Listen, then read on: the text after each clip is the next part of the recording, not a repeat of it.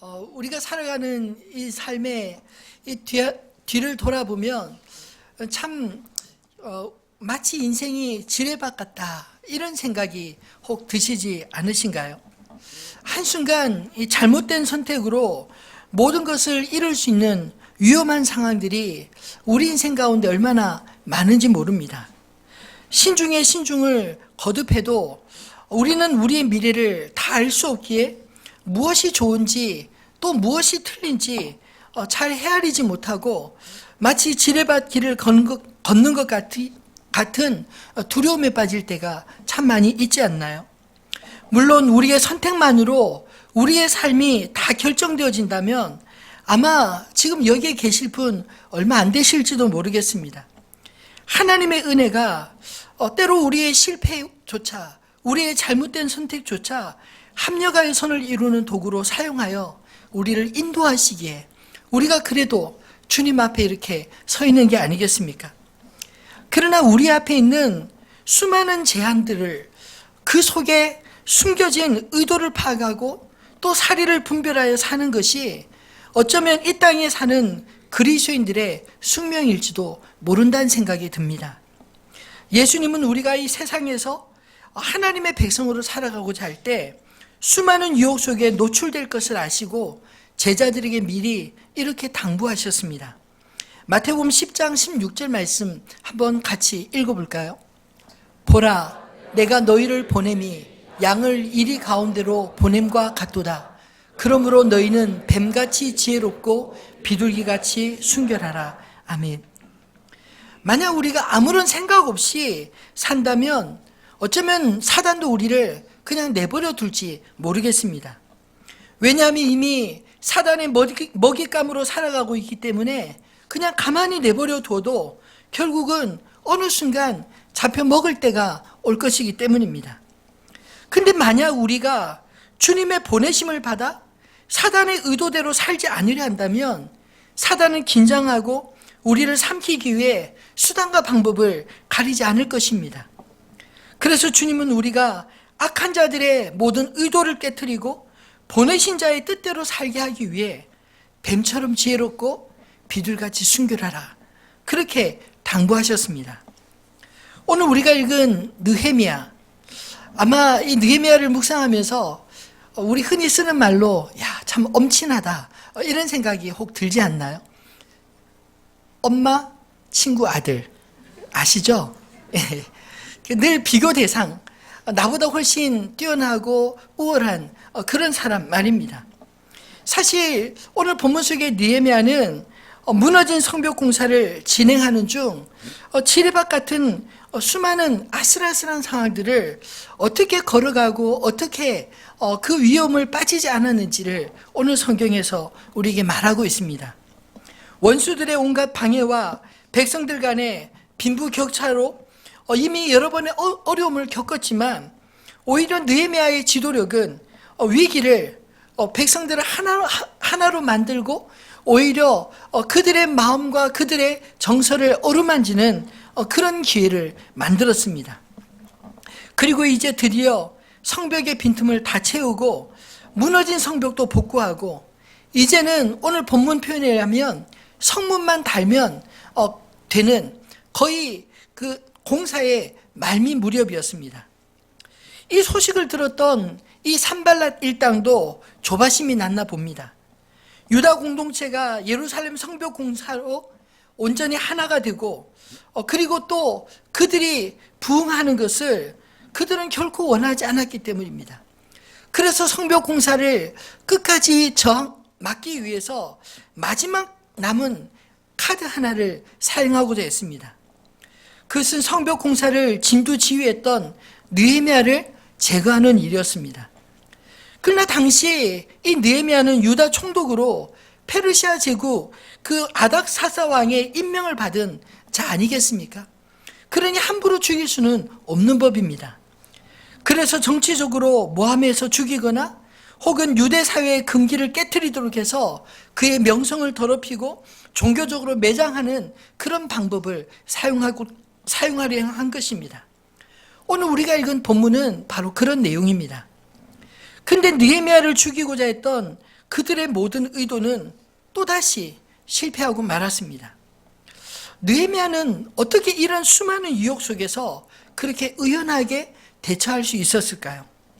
저는 오늘 이 말씀을 묵상하면서 성령님께서 우리에게도 사단의 악한 유혹들을 능히 이길 힘을 주시기를 간절히 소망합니다.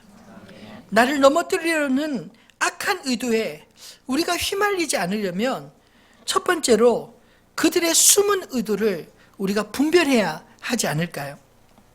아무런 의도 없는 그런 제한은 없습니다. 좋은 의도이든 나쁜 의도이든 그 의도가 있는 것이죠. 의도를 분별하며 취하거나 버리는 것, 그것은 전적으로 우리들의 몫이고 또 그것에 대해 책임지는 것도 또한 우리들의 몫 아닌가요? 산발랏이 느헤미야에게 회동을 제안한 그런 의도는 무엇이었을까요? 오늘 본문에 보면 아주 집요합니다. 5번씩이나 그 종들을 보내어서 이 느헤미야와 만나자고 그렇게 끊임없이 제안을 합니다. 느헤미야 역시 똑같이 4번씩이나 그 제안을 받고 똑같은 말로 그들의 제안에 사용하는 그런 이야기를 오늘 본문에 기록하고 있습니다. 첫 번째부터 4번째까지는 사실 이 산발랏의 숨은 의도가 잘 보여지지 않았습니다.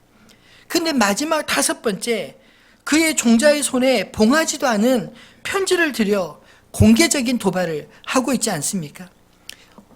6절로 7절 말씀이 바로 그 도발의 흔적입니다. 한번 제가 읽어보겠습니다.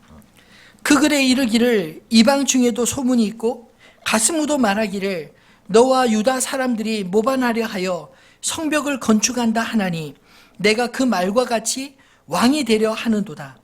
또 내가 선지자를 세워 예루살렘에서 너를 들어 선전하기를 유다의 왕이 있다 하게 하였으니 지금 이 말이 왕에게 들릴지라. 그런즉 너는 이제 오라 함께 의논하자 하였기로.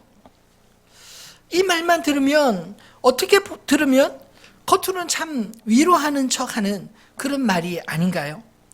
그러나 사실 속내는 느헤미야를 역적으로 몰아붙여 해치고자 하는 다분한 악한 의도가 숨겨져 있습니다. 산발랏이 내세운 이유들 하나하나가 곧바로 이 느헤미야를 만나서 상의할 문제가 아니라 아닥사스다 왕에게 고소할 조건이 아니겠습니까? 그런데 왜 굳이 사이도 좋지 않은 그런 산발랏이 느헤미야와 만나기로 그 회동하기를 제안했을까요? 그것도 예루살렘에서 하루길 나되는 약 32km 떨어진 사마리아 땅 오노 평지 한촌에서 굳이 만나자고 한 이유가 무엇이겠습니까? 그렇게 멀리 떨어지게 하고 그리고 아무것도 손쓰지 못하게 하거나 혹은 붙잡거나 혹은 해치려고 하는 의도가 담겨져 있지 않겠습니까? 만약 느헤미야가 이런 적들의 의도를 몰랐다면 어땠을까요? 9절에 나오는 그들의 의도와 같이 느헤미야나 백성들이 두려워하고 손에 힘이 빠져 아마도 공사를 중단하고 말았을 것입니다. 그러나 느헤미야는 산발랏 일당의 의도를 정확하게 파악하고 있었습니다. 왜냐하면 끊임없이 성벽을 건축하지 못하리라 비웃기도 하고 또 공격하겠다고 협박도 하고 그런 자가 만나자고 그것도 단둘이 만나자고 이런 식으로 제안하는 것 자체가 어불성설 아닌가요? 그들의 의도를 알고 있었기 때문에 4번씩이나 요청을 해도 성벽 공사를 손 놓고 내려갈 수 없노라 분명하게 거절할 수 있었던 것입니다. 그렇다면 왜 이 느헤미야는 성벽 공사에 그처럼 매달렸을까요? 아니 산발랏 일당은 또 왜 그토록 성벽 공사를 멈추게 하려 했을까요? 아마도 상반된 이유가 있었기 때문일 것입니다. 유다와 하나님 나라의 회복을 꿈꾸는 느헤미야 열정과 또 자신들의 영향력이 유다에서 축소될 것을 염려해서 유다의 부흥을 원하지 않았던 이 산발랏 일당의 염려가 서로 마주쳐 충돌한 것 아니겠습니까?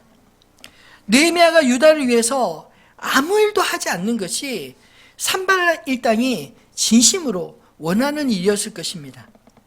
그저 전임 총독들처럼 총독의 지위로 한미천 잡기 위해 권리만 누리고 의무는 다하지 않는 그런 총독이길 원하지 않았을까요? 근데 느헤미야는 너무 열심히 유다를 위해, 하나님을 위해 일하는 사람이었습니다. 자기 몸도 살림도 돌보지 않고 유다 백성을 위해 일하는 것이 이들에게 있어서는 마음에 내키지 않았던 것입니다. 유대에서 그동안 약탈과 내정 간섭을 자행하며 힘자랑하던 자신들의 영향력이 점점 줄어들 것은 뻔히 보였기 때문입니다. 그것이 산발락 일당이 불안하게 여기던 그런 이유 아니었을까요? 여러분, 저는 이 말씀을 묵상하면서 문득 이 사단이 좋아하는 일 말고 사단이 좀 싫어하는 일을 하면 좋겠다, 이런 생각이 들었습니다. 하나님의 사람으로서 자신의 정체성을 망각한 채 하나님을 위해 아무것도 하지 않는 것, 그의 나라와 그의 의를 구하지 않고 오로지 자기 살 길만 찾고 자기 몸만 위하는 것, 그것이 진심으로 사단이 원하는 일 아니겠습니까? 그런 사람은 앞에서도 이야기한 것처럼 사단이 건들지 않습니다. 내버려 둡니다. 또 그것이 잘 사는 길이라 생각하게 만듭니다. 혹시 오늘날 우리들의 모습도 이와 같지는 않으신가요? 반대로 우리가 하나님의 나라와 의를 구하며 살려고 시도할 때 어떤 일이 있을까요? 어쩌면 산발락같이 사단이 놀라서 온갖 협박과 함정을 파고 넘어뜨리기 위해 두려움으로 스스로 포기하기 위해 길을 쓰지 않겠습니까? 한번 시험해 보십시오. 여러분, 나는 하나님에게 유익한 사람인가? 아니면 사단에게 유익한 존재인가? 우리 자신을 한번 돌아봐야 하지 않을까요? 사단이 시비도 안 거는 삶이 꼭 좋은 것만은 아닙니다. 사단이 시비를 걸어올 때 놀라거나 당황하지 마시기 바랍니다. 사단이 시비를 건다는 것은 바꾸어 말하면 하나님 역시 우리를 돕기 위해 일하고 계신다, 그 뜻 아닐까요? 물론 사단은 우리 눈에 보이지 않습니다. 그러나 사단은 사람들을 통해서 끊임없이 우리를 하나님의 뜻대로 살지 못하도록 그렇게 가로막고 또 편하게 하나님의 주신 사명을 잃고 편하게만 사는 것, 그것이 사단이 우리에게 유혹하는 유혹의 거리가 아닐까요? 바라기는 하나님의 사람으로 하나님께 진심으로 유익한 사람들 다 되시기를 주님의 이름으로 축원합니다. 두 번째로, 나를 넘어뜨리려 하는 악한 의도에 우리가 휘말리지 않으려면 사리를 분별할 줄 알아야 하지 않을까요? 느헤미야를 정치적 음모로 넘어뜨리려 했지만 자신들의 파놓은 함정에 빠져들지 않자 그들은 이제 거짓 선지자들을 뇌물로 매수해서 느헤미야를 종교적 함정으로 유혹을 하고 있습니다. 그 이야기가 10절로 14절에 기록된 이야기입니다. 본문에서 스마야가 어떤 사람인지는 그 조부와 아버지의 이름 외에 자세히 언급되어 있지 않지만 12절과 14절 내용으로 미루어 그는 예언하는 선지자로 불렸던 사람인 것은 분명한 것 같습니다. 그가 아마도 하나님께로부터 받은 말씀이 있다고 소문을 낸 뒤 두문불출하지 않았을까요? 느헤미야가 그의 집을 찾아갔습니다. 아마도 스마야의 집에 직접 찾아갈 만큼 안면이 있거나 친분이 있었던 사람인 것 같습니다. 그것을 알았기 때문에 또 이 산발락 일당이 그를 매수했던 것 아닐까요? 그런데 그의 예언은 뜻밖이었습니다. 10절 말씀 제가 한번 보겠습니다. 그들이 너를 죽이러 올 터이니 우리가 하나님의 전으로 가서 외소 안에 머물고 문을 닫자. 저들이 반드시 밤에 와서 너를 죽이기라. 사실 죽인다는 말 들으면 겁나지 않습니까? 너 죽어 하면 괜히 그 말 때문에 기가 죽습니다. 그런 두려움을 느끼게 만들고 또 그것을 피할 수 있는 방법으로 이 스마야가 제안한 것은 하나님의 전으로 가서 외소 안에 들어가 문을 닫고 꼭꼭 숨어 있자는 것입니다. 거기에는 그들도 함부로 덤비지 못할 것이다. 이렇게 믿게 만들었던 것이죠. 느헤미야가 그 당시 다스리던 이 예루살렘에서 선지자라는 사람이 이런 제안을 할 정도로 당시 예루살렘 성의 치안 상태가 형편없었다는 것을 방증하는 말 아닐까요? 아무튼 스마야의 제안에 느헤미야는 아주 단호하게 거절하였습니다. 11절 말씀을 한번 같이 읽어보겠습니다. 내가 이러기를 나 같은 자가 어찌 도망하며 나 같은 몸이면 누가 외소에 들어가서 생명을 보존하겠느냐. 나는 들어가지 않겠노라 하고. 아멘. 느헤미야가 거절한 이유를 본문은 두 가지로 이야기합니다. 하나는 지도자의 이 느헤미야가 이 사마리아 총독인 산발랏이 두려워서 도망하고 만다면 이 유다 백성들은 누구를 믿고 살며 또 성벽을 공사하던 사람들은 또 공사를 어떻게 마칠 수 있겠느냐. 이것이 첫 번째 이유입니다. 또 하나의 두 번째 이유는 비록 총독이지만 이 느헤미야는 제사장이 아니지 않습니까? 제사장만이 들어갈 수 있는 이 성소에 들어가서 어떻게 내가 생명을 보존할 수 있겠느냐. 하나님 두려워서라도 나는 그럴 수 없다. 이렇게 말한 것입니다. 종교적으로도 지켜야 할 것이 있는데 비록 그가 총독의 신분이라 할지라도 하나님이 정하신 그 선은 내가 지키겠다고 하는 그런 말 아닌가요? 그러면 느헤미야의 이런 결정의 근거는 무엇이었습니까? 이 스마야의 예언은 갑작스러운 위기감을 조성해서 느헤미야의 분별력을 흔들고 지도자로서는 해서는 안 되는 일을 하도록 꿰어서 결국은 유대 사회에서 악한 소문을 퍼뜨려 비방하고 그리고 느헤미야의 리더십을 잃게 만들려는 그런 유혹인 것을 느헤미야가 눈치챘기 때문 아닐까요? 느헤미야가 하나님을 경외하는 신앙인이니 그를 유혹하는 방식도 거짓 선지자를 매수해서 같은 신앙 공동체에서 매장하고자 하는 악랄한 그런 방법을 그들은 동원했던 것입니다. 그런데도 느헤미야는 눈 하나 깜짝하지 않았습니다. 왜일까요? 옳고 그름에 있어서 사리를 따져 분별할 수 있었기 때문입니다. 아니 지도자로서 내가 지금 아무리 위태롭다 할지라도 이렇게 도망가는 것 그것은 아니지 않느냐? 더군다나 여기는 예루살렘인데 사마리아 총독이 그 암살범을 보낸다고 내가 도망가는 것은 아니라는 그런 판단이 있었고 또 제사장도 아닌데 함부로 성소에 들어가서는 안 된다고 하는 그런 사리분별력이 그에게 있었기 때문 아닌가요? 산발랏 일당이 앞서 이 정체들 회합을 명분으로 느헤미야를 함정에 빠뜨리려고 했을 때나 스마야를 통해 거짓 예언으로 위기를 조성해서 종교적 탈출구를 찾게 만드는 이 모든 것은 사실 그를 두렵게 해서 그로 하여금 실수를 범하게 하려고 하는 그런 숨은 의도가 있었던 것입니다. 그 실수를 빌미로 느헤미야를 제거하든 아니면 백성의 신망을 잃게 하든 그들의 뚜렷한 목적은 그들을 지킬 수 있는 성벽 공사를 중단하게 만드는 것입니다. 그들이 마음먹은 대로 언제든지 침공할 수 있는 그런 상태를 그냥 유지하게 만드는 것입니다. 유다를 위해서 느헤미야가 일하지 못하도록 하는 것이 곧 그들의 이익에 부합하는 일이었기 때문 아닐까요? 그러나 오늘 말씀과 같이 이 산발랏 일당의 모든 시도는 실패하고 말았습니다. 왜냐하면 그들이 생각하는 만큼 느헤미야가 사리 분별도 못하는 어리석은 사람이 아니었기 때문이죠. 그는 하나님 앞에서 순결한 믿음의 소유자였지만 동시에 악한 자의 의도에 떠밀려 휘둘린 만큼 어리석은 자가 아니었기 때문입니다. 악한 세상에서 우리 그리스도인들이 살아남아 사명을 감당할 수 있는 것도 오늘 이 느헤미야처럼 또 예수님께서 제자들에게 말씀해 주신 것처럼 이 땅에서 뱀같이 지혜롭고 비둘같이 순결해야 하지 않을까요? 뱀같이 지혜롭기만 하면 아마도 얼마 되지 않아 세상과 다를 바 구분할 수 없을 만큼 그렇게 변질되고 말 것입니다.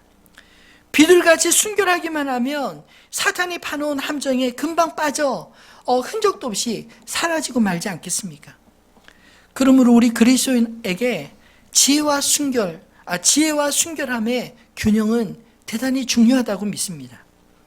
세상과 다른 가치로 살아가면서도 악한 의도에 휘둘리지 않을 지혜로움으로 하나님께서 우리 각자에게 부탁하신 그 소명을 잘 감당할 수 있는 저와 여러분 되시기를 주님의 이름으로 축원합니다.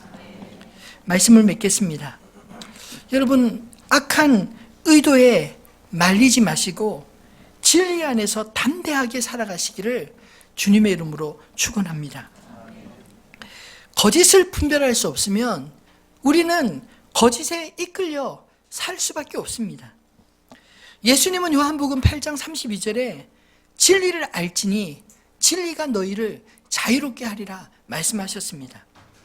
이 말씀은 우리가 진리를 알면 진리가 우리를 자유로운 길로 인도해 갈 것이지만, 반대로 우리가 진리를 모르면 거짓의 미혹에 늘 노출될 수밖에 없는 우리 형편을 암시하는 말씀 아닌가요? 그럼 진리는 무엇입니까? 나는 곧 길이요 진리요 생명이니 나로 말미암지 않고는 아버지께로 올 자가 없느니라 말씀하신 예수 그리스도가 진리인 줄 믿으시기를 바랍니다. 우리가 예수님을 바로 알면, 예수님을 깊이 알면 그 안에서 영적인 자유함을 누리게 될 것입니다. 하나님의 그 큰 사랑 안에서 우리가 자유로움을 분명 누리게 될 줄로 믿습니다. 하나님을 거역하는 세상은 하나님의 뜻대로 살아가는 사람을 그냥 내버려 두지 않습니다. 느헤미야를 거짓말로 회유하고 두렵게 해서 결국 느헤미야에게 맡겨진 그 사명을 포기하게 만드는 것이 산발락과 같은 그런 일당에 행하는 일들 아니겠습니까? 어쩌면 이런 산발락과 같은 사람들이 우리 주변에도 많이 있을지 모릅니다. 어쩌면 그 사람이 우리의 이웃일 수도 있고요, 직장의 상사나 동료일 수도 있습니다. 아니 어쩌면 스마야 같이 같은 신앙을 가진 사람일 수도 있지 않을까요? 그런데 그들이 늘 은밀하게 제안하는 것이 하나님의 뜻에 맞는지 혹은 거슬리는 건지 우리는 분별할 수 있어야만 하는 것입니다. 물론 사단은 그들이 사탄이라는 것은 아닙니다. 그들 역시 거짓말과 사단의 두려움으로 조정을 당하고 그런 악한 사단의 뜻대로 움직이기 때문에 그렇게 우리에게 보여질 수 있다는 것이죠. 오늘 산발락과 그들의 일당 역시 그들 자체가 사단은 아니지 않습니까? 그러나 그들을 통해서 사단이 역사하고 그리고 그들을 통해서 느헤미야와 이스라엘 공동체를 훼손하려고 하는 그런 의도들이 오늘 성경을 통해 보이지 않으시나요? 대부분의 사탄의 전략을 보면 산발락과 그에게 매수된 스마야처럼 거짓말과 두려움으로 우리를 조정하려고 합니다. 창세기 2장에 이 아담과 하와가 범죄한 그런 성경 말씀도 가만히 살펴보면 사단은 처음에 거짓말을 하고 그리고 그 거짓말을 믿게 만들고 그렇게 행동했을 때 그 거짓말 때문에 두려움으로 이제는 사단의 종노를 하게 만드는 것, 이것이 사단의 역사이고 사탄의 전략인 것이죠. 사실 거짓말이 처음 들을 때는 잘 믿겨지지 않습니다. 에이, 무슨 그런 말이 있어, 뭐 이렇게 생각할지 모릅니다. 근데 계속해서 반복적으로 들으면 점점점 거짓말도 진짜같이 들립니다. 심지어는 여러 사람이 똑같은 그런 이야기를 하면 정말 진짜처럼 그렇게 느껴집니다. 느헤미야와 같이 스스로 우리가 중심을 잡지 못하면 넘어지기 일쑤이지 않나요? 아니 어떤 경우는 넘어졌는지도 모르고 계속 거짓말과 두려움에 갇혀 사단이 원하는 대로 그렇게 매여 살아가고 있지는 않습니까? 사단의 목표가 무엇일까요? 하나님의 원하시는 삶을 버리고 하나님의 부르심을 잊고 아무것도 하지 않는 것입니다. 하나님을 위해 그의 나라와 의를 구하지 않는 것이 곧 사단을 이롭게 하는 것임을 기억하시기를 바랍니다. 이 사단의 의도를 알아낸 느헤미야는 하나님 앞에 어떻게 기도했을까요?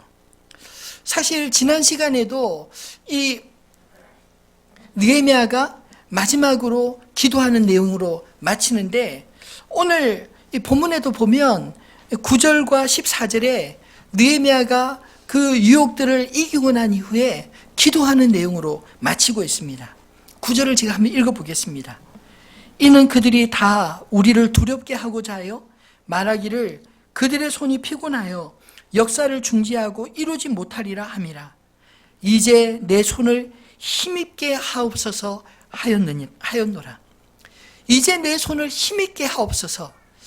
어떻게 보면 기도처럼 안 보이지만 힘있게 하옵소서 이렇게 고백하는 것은 자기 자신에게 하는 말이 아니라 하나님 앞에 부르짖는 것 아닌가요?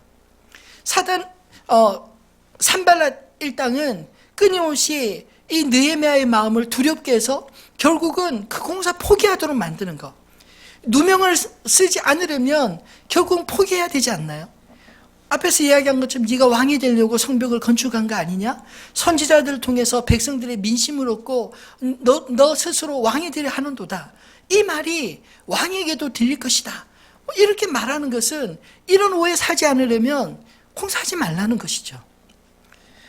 그렇게 손에 힘이 쫙 빠지게 만드는 그 순간에도 느헤미야는 주님 앞에 이렇게 기도했습니다. 이제 내 손을 힘있게 하옵소서. 사랑하는 성도 여러분, 우리를 힘 빠지게 하는 그런 사탄의 전략들을 우리가 경험할 때마다 이렇게 주님 앞에 기도했으면 좋겠습니다. 하나님, 그들의 의도대로 되지 않고 하나님, 내 손에 힘을 더하여 주시옵소서. 그렇게 기도하는 저와 여러분 되기를 소망합니다. 13절과 14절에도 이 종교적인 유혹을 파악하고 그것을 이기고 난 이후에 이렇게 기도하고 있습니다. 그들이 뇌물을 준 까닭은 나를 두렵게 하고 이렇게 함으로 범죄하게 하고 악한 말을 지어 나를 비방하려 함이었느니라. 내 하나님이여, 도비야와 산발락과 여선지 노야다와 그 남은 선지자들 곧 나를 두렵게 하고자 하는 자들의 소행을 기억하옵소서 하였노라. 오늘 본문에 보면 두렵게 한다는 표현이 계속 반복적으로 되어 있지 않나요? 사단이 거짓말을 통해서 이 느헤미야를 두렵게 하려 했지만 이 느헤미야가 그 속임수에 넘어지지 않았습니다. 그러면서 하나님 앞에 이렇게 기도하는 것입니다. 내 하나님이여, 나를 두렵게 하려고 했던 그 모든 자들의 소행을 주님 기억하시옵소서. 그들과 직접 싸우지 않았습니다. 하나님의 사람들은 그들과 싸우지 않아도 이길 수 있습니다. 왜냐하면 하나님이 우리 편이시기 때문입니다. 그러나 느헤미야의 이 기도는 힘 있는 줄 믿습니다. 스스로 대적하여 싸우지 않았지만 하나님이 아시고 하나님이 기억하시기에 하나님, 그들의 꾀대로 되지 않고 하나님의 뜻대로 내 삶에 이루어지기를 원합니다. 이런 신앙의 고백이 아니겠습니까? 느헤미야가 산발랏의 이런 함정들에 빠지지 않았던 이유가 무엇이었을까요? 그는 기도의 사람이었기 때문이라 믿습니다. 본문은 사건 종료 후 기도하는 것으로 표현하고 있지만 느헤미야가 늘 기도하는 사람이었기 때문에 이런 사건 뒤에 기도를 덧붙인 게 아닐까요? 바라기는 악한 자의 의도에 휘둘리지 않고 하나님을 영화롭게 세상을 충만하게 하는 하나님의 사람들 다 되시기를 주님의 이름으로 축원합니다.